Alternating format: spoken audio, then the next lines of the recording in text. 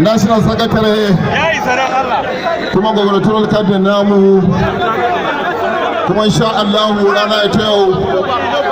za mu tara da batur da wani murna na sabon gwamnanmu Alhaji Honorable Maimuna Buni, Deputy gwamna mai gidan gado Alhaji Idi Barne Gubana, Sanata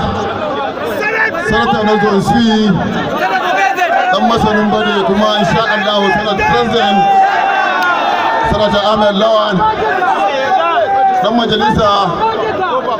na House of Representatives mai wakiltar Karasuwa Ungurma Cina Ismari, Honorable Sidi Yakubu Karasuwa, Honorable Member Elect mai wakiltar Karasuwa Macina Ismari, Honorable Tijjani Zanna Zakariya, shugaban jam'iyyar APC na jiha, manya-manyan baƙi da suka halarce mu saboda karancin lokaci, maza da mata,